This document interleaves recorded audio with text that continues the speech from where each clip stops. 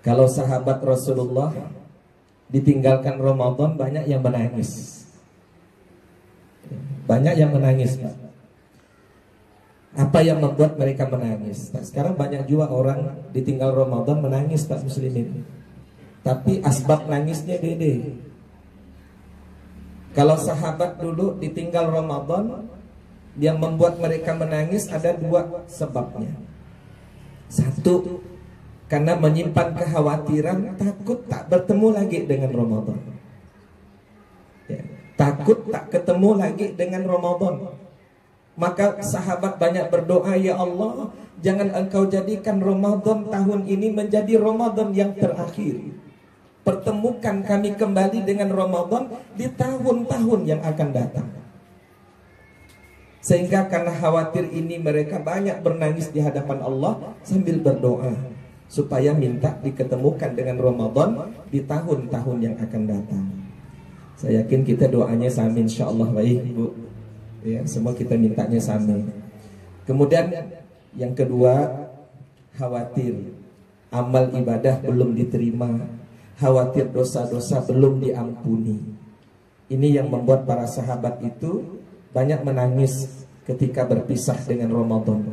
Sehingga Rasulullah SAW menyampaikan kabar gembira dengan sahabat yang ditinggal oleh Ramadan ini. Kata Rasulullah, man shoma Ramadan thumma taba'ahu sittan min syawalin kana kasiyamid dahri kulluh. Siapa yang berpuasa di bulan Ramadan, kemudian dia ikuti dengan puasa 6 hari di bulan Syawal, maka laksana berpuasa selama setahun penuh. Ini hadis ini membuat sahabat bergembira. Bergembira. Ada satu kesempatan lagi setelah Ramadan. Apa? Puasa 6 hari di bulan Syawal, yang nilai kebaikannya sama dengan puasa selama setahun penuh. Sehingga sahabat besar kembali harapan. Tetapi ada satu doa yang selalu tak putus-putus disampaikan. Allahumma rabbana taqabbal minna salatana wa siyamana wa qiyamana wa ruku'ana wa sujudana wa takhasyu'ana wa tadarru'ana wa ta'abbudana wa tammin taksirana ya Allah ya Rabbal Alamin.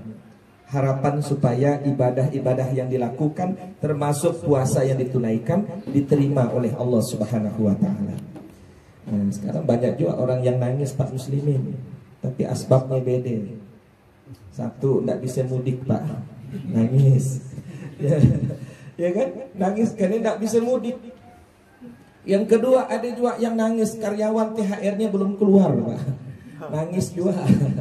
Ya, nang mak di rumah nangis, ngapain anak nggak bisa nak balik, nangis juga. Jadi asbabnya beda baulah. Tapi mudah-mudahanlah semuanya dalam rangka ibadah, dalam rangka silaturahim. Ya mudah-mudahan tangisan-tangisan, ada yang sifatnya bahagia, ada sifatnya harapan, ini semuanya menjadi satu hikmah yang menimbulkan satu kecintaan kepada Allah, yang kedua kecintaan dengan sesama manusia atau silaturahim. Bapak Ibu sekalian yang saya muliakan, ketika kita berada di bulan Syawal ini, paling tidak ada dua doa yang selalu banyak kita sampaikan. Pertama, taqabbalallahu minna wa minkum taqabbal ya karim. Semoga Allah menerima semua amal ibadah yang sudah kita lakukan. Yang kedua, ja'alanallahu wa iyyakum minal aidin wal faizin. Semoga Allah menjadikan kita orang yang aid. Aid itu kembali fitrah. Kembali fitrah. Karena memang sesungguhnya kita dihadirkan di dunia ini kondisinya fitrah semua. Kullu mauludin yuladu 'alal fitrah, kata Nabi. Setiap kita yang dilahirkan itu kondisinya fitrah. Dan tidak ada dua fitrah kita. Satu, fitrah kita itu beriman pada Allah. Setiap kita dilahirkan itu berakad dengan Allah. Maka Allah hadirkan Ramadan tiada lain tiada bukan untuk menyuburkan keimanan yang memang menjadi fitrahnya kita. Maka dihadirkan Ramadan yang di dalamnya ada saum, puasa, yang sifatnya ibadah sirriyah, Ibadah yang tak nampak. Allah ujinya ibadah yang tak nampak, yang tak kelihatan.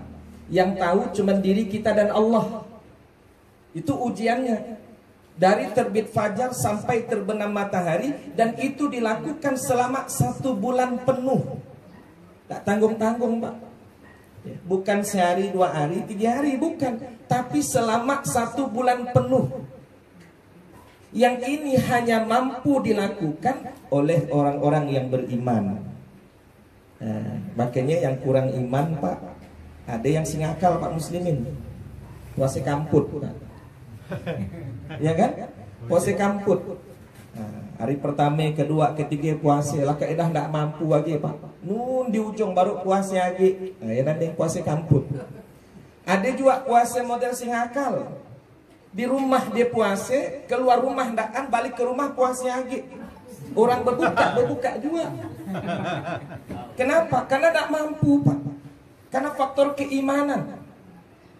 Ya. Maka disinilah Allah ingin mengajak kita mempelajari apa sebetulnya yang nanti Allah akan berikan kepada orang-orang yang benar-benar taat melaksanakan perintah Allah. Taat di dalam menjauhi larangan Allah. Dia ikhlas, dia sabar, dia jujur di dalam taat kepada Allah. Nah, kita ambil contoh Bapak Ibu. Kita yang berpuasa, karena kegembiraan orang yang berpuasa tuh salah satunya di saat berbuka. Ya, di saat berbuka, Pak.